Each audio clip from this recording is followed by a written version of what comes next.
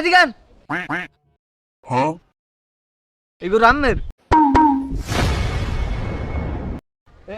এই যে গরুটা দেখতেছো, ওই কি হলো?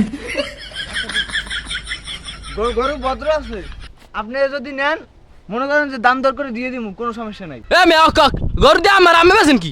না না, গরু হ্যাঁ রাইট। আপনি জীবনে একটা গরু বেচতে পারবেন? গরু আমার ছাড়া বেচতে পারবেন না আপনি? আরে ভাই আজ ছোট গরু, এর চেয়ে বড় গরু লাগবে, এতে আমার অভিনয়া। না না, ঈদের গনে এর চেয়ে আর বড় গরু লাগবে কিন্তু, একটা পাড়া গরু। পাটা গরু মানে? পাড়া গরুই, আপনি চেনেন না, আপনি জানেন না, আপনি পাড়া গরুই। আমি পাটা গরু মানে কি? আরে আপনি না, পাড়া গরু গরু। আরে সান কত? আমার ওই 30। 30,000 হতো। হয় আপনি কোনো কথা বলবেন না, সব কিছু মুই করবো। আমার শুট 30,000 পান, ঠিক আছে?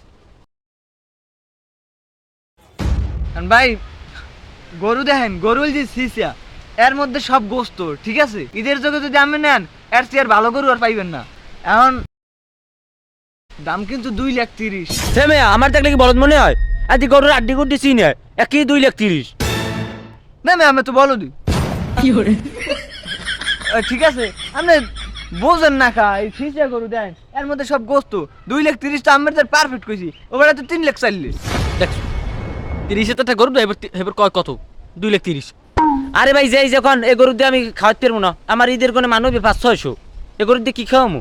না না, আমি এর দূর পুতলো স্কিল লিখা, এই গরুতে কমসে কম 300 কেজি গোস্ত হইবে। আমার নাম জানেন আপনি? মালু দালাল। এই টুইটে মাথায় দিয়ে একটা মিথ্যে কথা বলবো না, আড্ডিতে এটা গোস্ত।